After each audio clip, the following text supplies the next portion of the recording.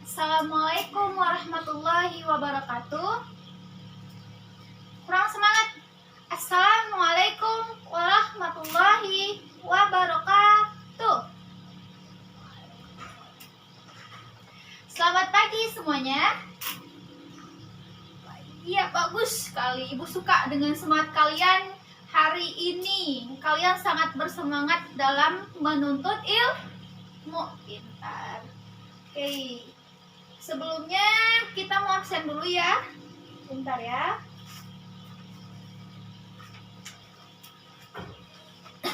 Oke. Ibu absen dulu ya, teman-teman. Rosa Wayuni ada? Iya. Kalista Listianingrum. Umi Miftahul Jannah. Ardi Yansuken ada. Iqmal Maulana Al-Huda. Monika Rismayanti Wijaya. Mana Monika? Ada yang tahu Monika kemana? Kamu biasa kan sama Monika nih. Tahu nggak Monika kemana? Oh, sakit. Monika sakit apa? Demam. Masya Allah. Monika lagi sakit demam, teman-teman. Kita doain semoga Monika lekas sembuh dan agar supaya dapat berkumpul dengan kita dalam menuntut ilmu. Tapi nih ya, kita nggak boleh marah sama Allah karena kita dikasih suatu penyakit. Kita nggak boleh. Kalian tahu nggak?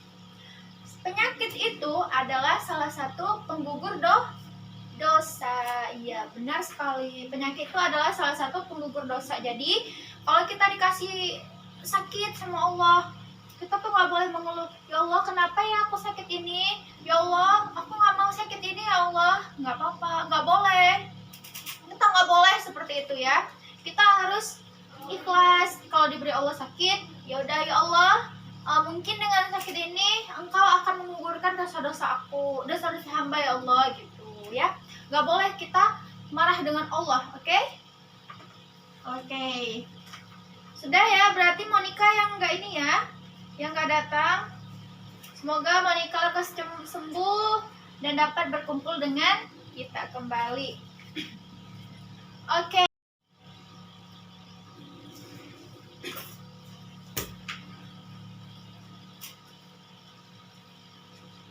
Assalamualaikum warahmatullahi wabarakatuh. Kurang semangat. Assalamualaikum warahmatullahi wabarakatuh. Selamat pagi semuanya. Iya, bagus sekali. Ibu suka dengan semangat kalian hari ini. Kalian sangat bersemangat dalam menuntut ilmu. Pintar. Oke. Sebelumnya kita mau absen dulu ya. Bentar ya.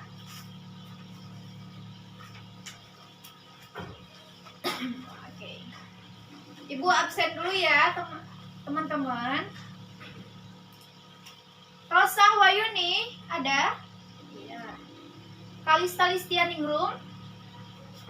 Umi Miftahul Jannah. Ardi Yansuken ada. Iqmal Maulana Al-Huda. Monika Rismayanti Wijaya. Mana Monika? Ada yang tahu Monika kemana? Kamu biasa kan sama Monika nih. Tahu nggak Monika kemana?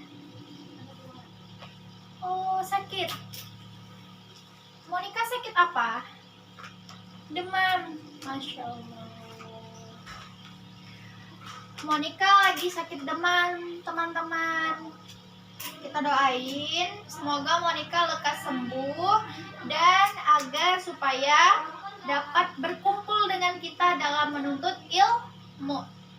Tapi nih ya, kita nggak boleh marah sama Allah karena kita dikasih suatu penyakit. Kita nggak boleh. Kalian tahu nggak? sakit itu adalah salah satu penggugur dosa. Iya, benar sekali. Penyakit itu adalah salah satu penggugur dosa. Jadi, kalau kita dikasih sakit sama Allah, kita tuh nggak boleh mengeluh. Ya Allah, kenapa ya aku sakit ini? Ya Allah, aku nggak mau sakit ini ya Allah. Nggak apa-apa, nggak boleh. Kita nggak boleh seperti itu ya. Kita harus ikhlas. Kalau diberi Allah sakit, ya udah ya Allah. Mungkin dengan sakit ini Engkau akan menggugurkan dosa-dosa aku, dosa-dosa hamba ya Allah gitu ya. Gak boleh kita marah dengan Allah, oke? Oke. Sudah ya, berarti Monica yang gak ini ya, yang gak datang. Semoga Monica lekas sembuh dan dapat berkumpul dengan kita kembali. Oke. Sebelum masuk ke dalam materi pembelajaran, hendaknya bagaimana caranya supaya hati kita menjadi lembut? Ada yang tahu? Iya benar. Kita membaca Al-Quran dulu ya, terlebih dahulu ya. Semoga Allah melembutkan hati kita, membukakan pikiran kita seluas-luasnya agar ilmu itu mudah masuk. Oke. Pertama, kita baca Al-Fatihah dulu ya, sama-sama ya. Lalu nanti Ibu mau kita membaca surah An-Nahl ayat 66. Oke, ayo mulai. Udah dibuka Al-Qurannya semuanya? Udah? Yuk. A'udzu billahi minasy syaithanir rajim. Bismillahirrahmanirrahim. Alhamdulillahi rabbil alamin. Ar-Rahmanir-Rahim. Maliki yaumiddin. Iyyaka na'budu wa iyyaka nasta'in. Ihdinas siratal mustaqim. Siratal ladzina an'amta 'alaihim ghairil maghdubi 'alaihim waladdallin. Ardin, Ibu nggak mau ketika kita membaca ayat suci Al-Quran ada yang main-main ya? Ya, nggak boleh. Ayat suci Al-Quran tuh nggak boleh dipermainkan, oke? Ya. Kita lanjut ke surah An-Nahl ayat 66. Nah, yuk cari dulu yuk halamannya yuk. An-Nahl ayat. Oke. Kalau di Al-Quran Ibu halaman 267. 200. Iya. Udah dapat Ibu nih. Kalian udah ada yang dapat? Sudah? 267. Umi udah ada? Umi ada? Ya, kalau Umi ya, temannya. Ya, oke. Udah, sudah. Udah, kita baca lagi ya ayat 66. A'udzu billahi minasy syaithanir rajim. Bismillahirrahmanirrahim. Wa innakum fil an'amil ibrah nuskikum mimma fi butunihi min baini farsin wa damin labanan khalisan sa'igan lisyaribin. Sadaqallahul azim. Oke. Ibu hanya minta baca satu ayat. Ada yang bisa membaca artinya? Ayo, ada enggak? Ada? Ya udah, Ibu ya. Ibu yang bacakan artinya ya. Artinya, dan sungguh pada hewan ternak itu benar-benar terdapat pelajaran bagi kamu. Kami memberimu minum dari apa yang ada dalam perutnya. Susu murni antara kotoran dan darah yang mudah ditelan bagi orang yang meminumnya. Itu artinya teman-teman, An-Nahl ayat 66. Nah, gue nanya nih lagi.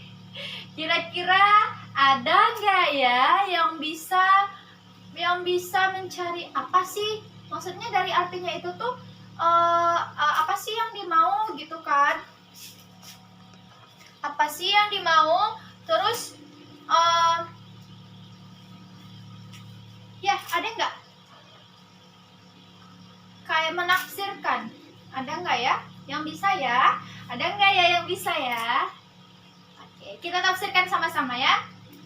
Dan sungguh, kata Allah, dan sungguh pada hewan ternak itu benar-benar terdapat pelajaran bagi kamu. Tahu? Kalian tahu nggak hewan ternak itu apa saja? Hewan yang bisa dimanfaatkan daging, telur, dan banyak sekali yang bisa kita manfaatin dari hewan ternak itu. Salah satu hewan ternak contohnya unta. Unta kalau di Arab itu diternakan. Unta kalau di Arab tuh kayak kambing. Kambing juga ada, tapi kayak kambing gitu, seperti itu. Nah, kira-kira bagi kita yang belum tahu nih ya, Bu, pasti kita tuh bertanya-tanya, Bu, kenapa sih unta itu hidup di gurun pasir, tetapi dia minum jarang sekali? Kenapa sih, Bu, unta itu mempunyai punuk? Ibu, kenapa sih unta itu tuh katanya itu punya pasokan air? Dia menyimpan air di dalam tubuhnya. Kenapa? Kenapa? Itu semua adalah pertanyaan yang berada di pikiran semua manusia sebelum ilmuwan mencari tahu. Kita sebelumnya itu bertanya-tanya. Nah, coba pada unta, apa saja yang bisa kita manfaati? Apa saja yang bisa kita ambil manfaatnya? Dagingnya. Terus daging unta. Kalau di Indonesia misalnya ada kambing, ada sapi, apa yang kita bisa ambil dari hewan tersebut? Daging, tentunya dagingnya. Susunya, kulitnya jadi apa? Jadi kulit gendang.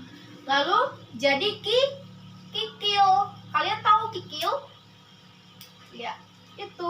Pokoknya banyak sekali dari hewan-hewan tersebut yang bisa kita manfaati. Nah, jadi teman-teman, Ibu mau bilang ke kalian ya, kalau misalnya bagi kalian nih, kalian yang tidak suka dengan hewan kucing, banyak tuh, biasanya perempuan tuh nggak suka, kadang geli Bu sama kucing, nggak suka Bu, geli sama kucing, gitu kan biasanya ya. Misalnya kalian lagi makan nih, kalian bawa bekal yang disiapin dari ibu kalian, yang dari rumah tuh kalian bawa bekal. Kalian makan sama teman kalian, enak banget makan. Terus tiba-tiba ada kucing mendekat. Kucingnya tuh nampak kelaparan, sangat haus, sampai jalan pun tidak bisa. Maksudnya jalan pun lemah, pokoknya lemah sekali kucing itu. Banyak yang dari kita ketika kucing itu mendekat dengan kita usir. Tidak segan-segan kita juga menyiram mereka. Gak segan-segan juga kita nyiram. Terus ada juga kadang orang yang mukul kucing itu. Itu gak boleh teman-teman ya. Gak boleh. Tahu gak? Kucing adalah hewan kesukaan Nabi. Ada yang tahu gak? Kucing Nabi namanya siapa? Iya benar Kalista, Muza adalah kucing Nabi. Saking Nabi sayangnya dengan hewan, dengan kucing, pada suatu saat Muza tertidur di jubah Nabi. Nabi maksudnya nggak tega membangunin Muza itu, nggak tega membangunin kucing tersebut, sampai Nabi menggunting jubahnya, lalu Nabi pergi ke masjid. Sahabat-sahabatnya pun bertanya, wahai Nabi, kenapa jubahnya koyak seperti itu?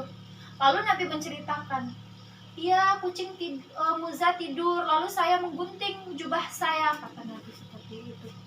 Nah, Nabi aja sangat menyayangin hewan, apalagi dengan kita, hanya manusia biasa teman-teman. Jadi jangan sekali-kali kita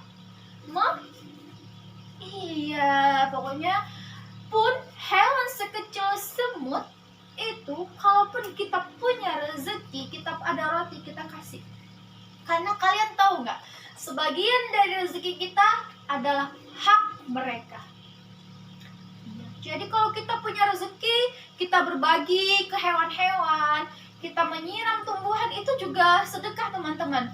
Itu juga sedekah. Kalian tahu nggak, kalau kita menyiram tumbuhan pada pagi hari, kalian tahu nggak, tumbuhan itu berzikir kepada Allah. Iya, tumbuhan itu berzikir kepada Allah. Nanti tumbuhan bilang, ya Allah, si fulan tadi pagi memberi saya air ya Allah, sehingga saya masih bisa hidup segar sampai hari ini ya Allah. Bangga nggak kita? Bangga nggak kita seperti itu? Padahal cuma air sedikit saja yang kita kasih ke tumbuhan. Bangga kan? Nah, jadi ya berbagi, intinya berbagi. Pun kita berbagi sama manusia juga, kita memberi kepada orang yang membutuhkan juga ya, seperti itu ya. Oke. Sudah ya? Sudah terbuka hati kita ya? Sudah lembut hati kita ya? Sudah terbuka pikiran kita. Jadi, kalau ini masuk materi, kita dapat dengan mudah. Dengan mudah apa? Iya, dengan mudah masuk. Oke. Nah, masih kosong nih. Kita belum masuk materi dari tadi. Enak banget cerita ya. Bulan Ramadan ini Masya Allah. Oke. Ibu mau tanya sama kalian. Minggu kemarin, pertemuan yang lalu, kita membahas apa? Ada yang tahu? Gimana, Iqbal? Ancaman keanekaragaman hayati. Ancaman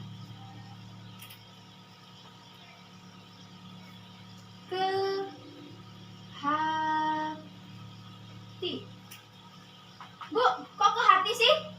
Bukannya keanekaragaman hayati? Iya, ini singkatannya ke hati, ya. Keanekaragaman hayati. Kira-kira masih ingat nggak materi kemarin? Masih ingat nggak apa saja ancaman yang menjadi di dalam keanekaragaman hayati? Ancaman. Apa sih ancaman itu? Ada yang tahu nggak? Yang dimaksud dari kata ancaman itu? Gimana, Abdin? Iya. Ke hati? Keanekaragaman hayati? Keanekaragaman hayati. Nah, kemarin itu Ibu ada bilang faktor keanekaragaman hayati itu ada 3. Masih ingat? 3 ini apa? Ayo. Ayo, siapa? Umi. Yang pertama apa? Iya, yang pertama adalah gen. Pertama itu adalah gen. Yang dimaksud dengan gen ini adalah, contohnya, kita punya mawar biru, kita punya mawar merah, kita juga punya mawar kuning. Apakah mereka satu gen? Iya, tetap satu gen, walaupun berbeda warna. Tetap nama mawar itu Rosa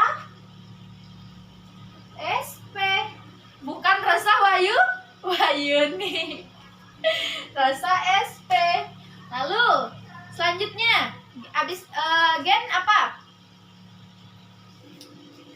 Ada yang tahu? Rosa. Ada yang tahu apa? Iya, benar. Spesies. Nah, contoh dari satu spesies itu apa? Iya benar. Macan tutul dan singa. Macan tutul dan singa. Memang mereka berbeda. Macan tutul kan ada coraknya tuh, kayak tutul-tutul. Nah, singa nggak punya. Tapi mereka tetap dalam satu spesies. Nah, dari tadi cewek aja loh yang jawab, cowok masa ada mau kalah. Iqmal, apa selanjutnya? Apa?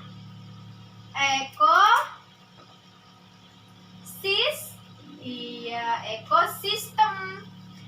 Ada berapa ekosistem yang kalian tahu? Tundra. Iya, tundra. Terus? Gimana? Gurun? Ya. Iya, dan lain. Alhamdulillah, kalian masih ingat ternyata ya. Ibu senang sekali. Oke, kita hapus ya. Udah, kira-kira mau dicatat lagi tidak? Tidak? Ya udah, ibu hapus ya. Ayo. Oke. Kita masuk ke materi yang selanjutnya. Tadi sudah ancaman. Kalau ada ancaman, berarti ada upaya. Pintar sekali, Masya Allah. Upaya. Maaf, besar sekali. Upaya pelestarian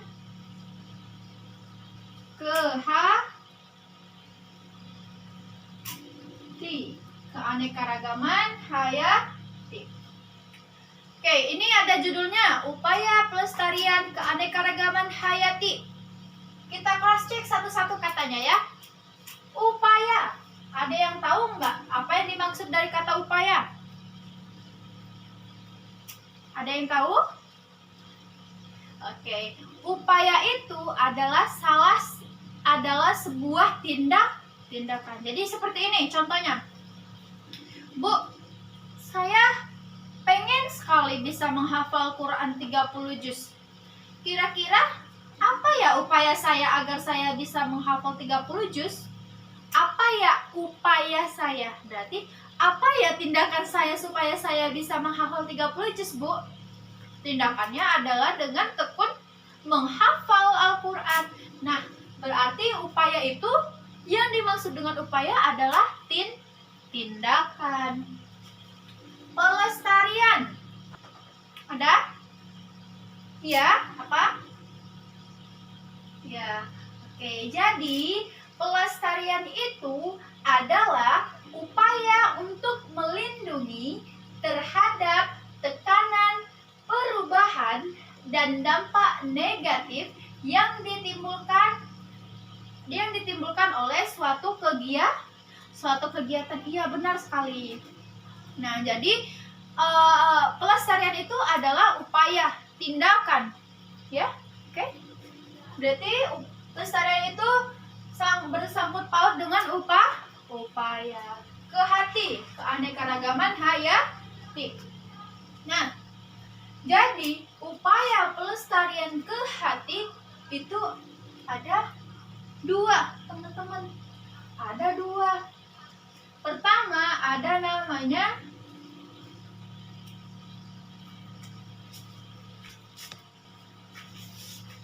iya, teman-teman. Ada dua upaya pelestarian keanekaragaman hayati. Pertama, ada namanya in situ. Kedua, ada namanya ex situ. Nah, dari kata ini ada in, ada ex. In berarti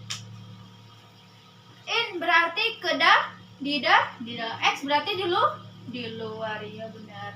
In situ.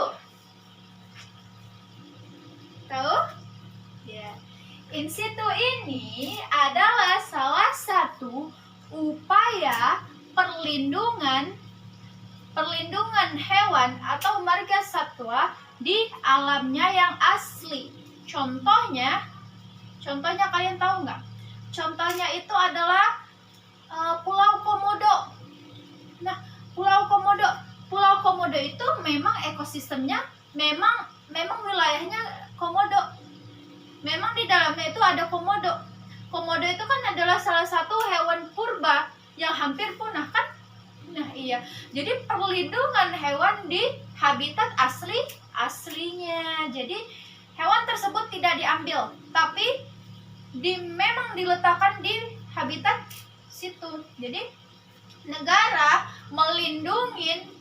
itu melindungi habitat asli hewan tersebut. Jadi jika ada pemburu liar masuk, terus pemburu liar nih memburu binatang yang dilindungi, itu bisa kena sanksi, bahkan kena penjara dan apa?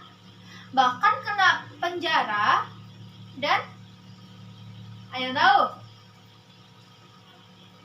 dan pembayaran. Iya, benar sekali. Nah, seperti itu contoh in situ yang ada di Indonesia. Itu ada Taman Nasional Ujung Kulon. Taman Nasional Ujung Kulon itu juga seperti itu. Jadi habitat asli mereka itu dilindungi negara. Ada undang-undangnya. Jika ada pemburu masuk ke situ, maka akan kena sanksi dan penjara, bahkan penjara jika ada. Jadi itu dilindungi negara. Nah, ada Taman Nasional Ujung Kulon, ada Taman Nasional Komodo. Nah, iya, di situ kan habitat asli komodo ya. Juga banyak wisatawan ke situ. Jadi supaya komodo itu tidak punah. Nah, komodo kan salah satu hewan purba dan dilindungi. Lalu ada Taman Nasional Ujung Puting. Oke, selesai in situ. Kita masuk ke ex situ. Nah, ex situ ini adalah kebalikan dari in situ. Nah, in situ tadi kan hewan tersebut dilindungi di habitat aslinya. Nah, sedangkan ex situ ini adalah kita mengambil hewan yang ada di habitat asli, lalu kita letakkan di kebun binatang. Nah, tujuannya adalah apa? Tujuannya agar mereka berkembang biak, mereka bereproduksi, mereka bisa tumbuh. Nah, ketika mereka sudah berkembang biak, ketika mereka sudah tumbuh di situ, maka akan dilepaskan ke habitat aslinya. Iya. Nah, kalian tahu contoh ex itu apa? Masih ingat nggak pembakaran yang hutan yang dibakar di Australia? Banyak kan hewan asli Australia itu koala, banyak koala yang mati. Maka koala-koala tersebut diungsikan ke kebun binatang. Iya, seperti itu. Masya Allah, gak terasa banget ya. Waktunya sudah hampir selesai dan kita materinya belum selesai. Nah, boleh nggak supaya kita bisa, ini udah catat belum? Supaya kita bisa memperdalam lagi materi tersebut, Ibu kasih tugas ya buat teman-teman ya. Ibu kasih tugas. Nanti tugasnya Ibu taruh di Google Classroom. Ya. Nanti teman-teman di situ ada 3 soal, nanti teman-teman selesain. Nah, nanti ketika sudah teman-teman selesai, minggu depan kita koreksi bersama. Tidak terasa banget ya? Ya sudah. Dengan berakhirnya pelajaran, semoga pelajaran ini bisa kita realisasikan. Pelajaran ini bisa masuk ke pikiran kita, bisa masuk ke hati kita, ya. Oke. Sebelum menutup pelajaran, Ibu tutup dengan bacaan hamdalah. Alhamdulillahirabbil alamin. Assalamualaikum warahmatullahi wabarakatuh.